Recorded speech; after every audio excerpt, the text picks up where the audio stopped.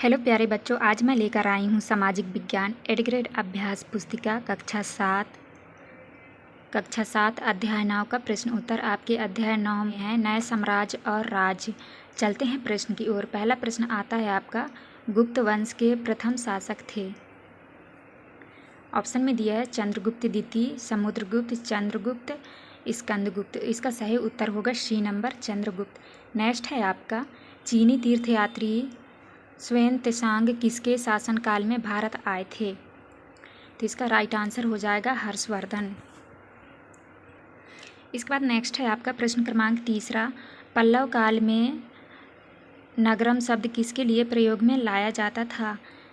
तो इसका right answer हो जाएगा बी नंबर, व्यापारियों का संगठन। प्रश्न क्रमांक 4, वंशावली से हमें कौन सी जानकारी प्राप्त होती है?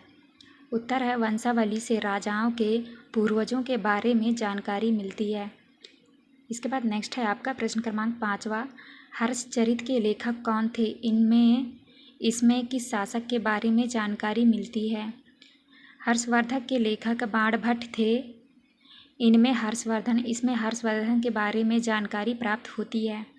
इसके बाद नेक्स्ट आता है आपका प्रश्न क्रमांक 6, पुलकेशिन द्वितीय किस वंश का प्रसिद्ध राजा था? उनके बारे में जानकारी कहाँ से पता चलती है? उत्तर में लिखना है पुलकेशिन द्वितीय चालुक्य वंश का प्रसिद्ध राजा था। उनके बारे में जानकारी उनके दरबारी रवि कीर्ति द्वारा रचित हस्ती से प्राप्त होती है। इसके बाद नेक्स्ट आता है आपका प्रश्न क्रमांक 7, पल्लवों व चालुक्यों के राज किन किन क्षेत्रों में फैले हुए थे? पल्लवों का राज उनकी राजधानी कांचीपुरम के आसपास के क्षेत्रों से लेकर कावेरी नदी के डेल्टा तक फैला था, जबकि चालुक्यों का राज कृष्णा और तुंगभद्रा नदियों के बीच स्थित था। इसके बाद नेक्स्ट आता है आपका प्रश्न क्रमांक 8, पल्लव व चालुक्य राजाओं के प्रशासन की मुख्य विशेषताएं लिखिए। पहला विशेषता है कई महत्वपूर्ण पद आनुवंशिक बन गए थे। दूसरा है कभी कभी एक ही व्यक्ति कई पदों पर कार्य करता था।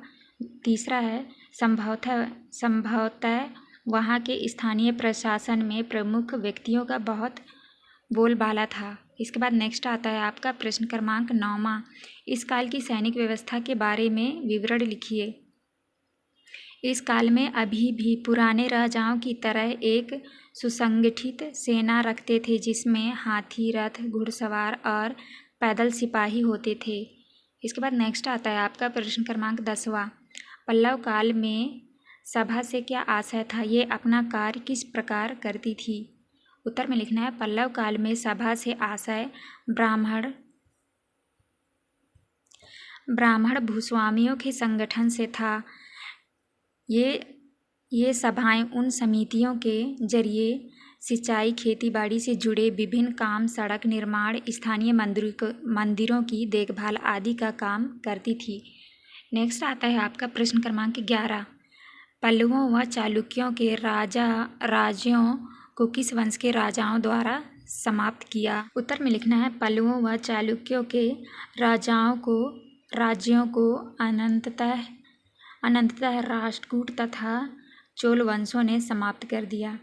इसके बाद नेक्स्ट है आपका प्रश्न क्रमांक 12, प्राचीन काल में राजा क्या क्या साजो सामान लेकर यात्रा करते थे?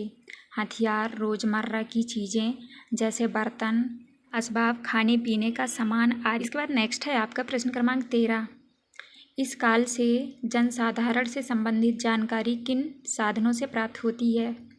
उत्तर में लिखना है इस काल में जनसाधारण से संबंधित जानकारी नाटकों तथा अन्य स्रोतों से मिलती है। कालिदास अपने नाटकों में राज दरबार के जीवन के चित्रण के लिए प्रसिद्ध हैं। उनका सबसे प्रसिद्ध नाटक अभिज्ञान शकुंतलम दुष्यंत नामक एक राजा और शकुंतला नाम की एक युवती की प्रेम कहानी है। तो बच्चों, ये था आपका लास्ट प्रश्न। यहाँ पे वीडियो ख़त्म होती है। वीडियो अच्छी लगी तो प्लीज़ हमारे चैनल को लाइक एंड सब्सक्राइब करिएगा। मिलते हैं अब नेक्स्ट वीडियो।